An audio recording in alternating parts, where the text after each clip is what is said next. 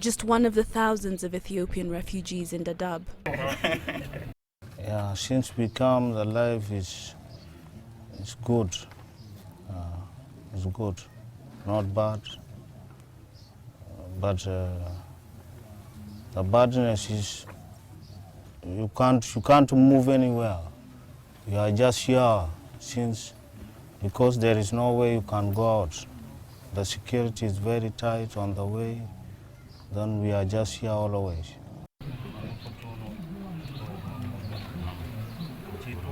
Okunjo Ojulu is from Gambela, the troubled region of western Ethiopia along the border with South Sudan. He left there in 2004, fleeing the troubles. 12 years on, Gambela is still troubled.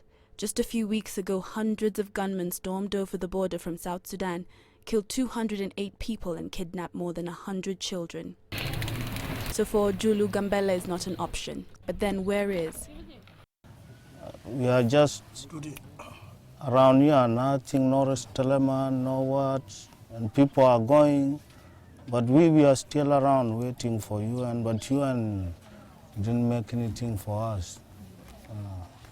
Unless even saying that we are going to take you back to your homeland. And then we just confused now where to go. The thought of moving to Kenya's other big camp, Kakuma, worries him. Kakuma, I don't think there is not safe even. Because, you know, there is near to the border of Ethiopia. Because Ethiopia maybe can come and attack us there. For now, Ojulu must live in a state of constant uncertainty, like so many others here. Not far from the Gambela section of the camp, we find a community of refugees from the Democratic Republic of Congo. Saidi Welongo has been here almost 10 years and is ready to move on. It's not a bad decision to close the camp. As long as they settle us somewhere else, we are fine. As long as they don't make us go back home. Yeah. The Kenyan government has said Dadaab will close by September, but it has given no details how nor what will actually happen to the refugees. Even UN staff working at Dadaab are not sure what's the plan. Some people have lived here their entire lives. Many clearly are scared to go home. Kenya's president insists their repatriation will be handled carefully. Catherine Ogunde, CCTV, Dadaab, Kenya. Well, Catherine's here in our Nairobi studio with me now for more perspective of those camp closures. She's been in the past week at the Dadaab refugee camp. Catherine, Kenya is adamant, though, that those camps will eventually close within a year. Whether that happens or not, it's still, you know, at this point quite unclear. But they will eventually close. From what you've seen at the Dadaab camp, is this too soon? Some people would say that it's too soon, in the sense that what are these people going back to? You're talking about 300,000 Somali refugees taken back to a country that is just coming out of civil war, you know, decades of civil war, that a country that's just finding its stability. So this is a country that probably cannot provide the basic amenities to these 300,000 people. This is a small city, so they need schools, they need hospitals, they need access to food and access to clean water. So some people would say it's abrupt because Somali probably cannot handle that. And the Somali president did say that it needs to be done in a systematic way so that when they get there, at least they can provide these people with basic amenities. There are those who say that it's not abrupt, and there are those who say that Kenya has been warning that they will close these camps for a couple of years now. So aid agencies should have seen this coming, and they should have prepared proper facilities for these people once they go back. Well, there are those refugees, though, who say that they are willing to return to their countries. What are their reasons? Their reasons are, the camp, some of the people who live in the camp consider it a prison. You don't work, you don't have, you can't basically live a fulfilling life. And back home they did have a fulfilling life. So you're talking about people who are willing to go back, normally come from Kismayu or Mogadishu or more established towns.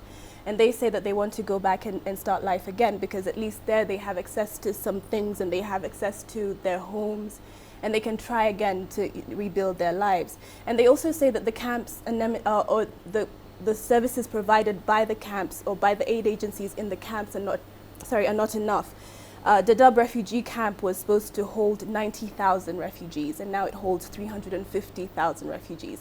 So resources are stretched. So you have people who don't have enough food or have enough food rations for their families, and they say they probably have a better chance being at home and having access to their farms and being able to feed their families. Well, but it is not only Somali refugees who are hosted at the camp. There are other refugees from other nationalities. What countries are they coming from? What's the situation in the countries of these non-Somali refugees? We have countries like Ethiopia, especially people coming from the Gambela region, which is still going through some tensions.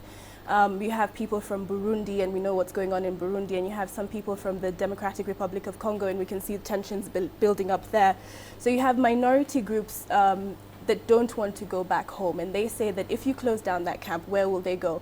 We spoke to the Gambela people who say that they cannot go back to Kakuma, they cannot go back to Ethiopia.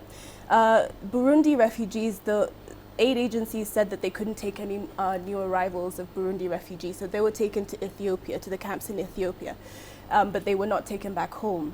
So they say that they can't go back home because the places that they originally came from are still going through tensions, and it would be basically, it's almost like a death wish to go back home for most of them. Well, the Dadaab refugee camp, from what you mentioned, though, sounds like quite a dire situation for the Somalis. Can you paint for us, though, a day-to-day picture in the life of one Somali refugee? What is it like?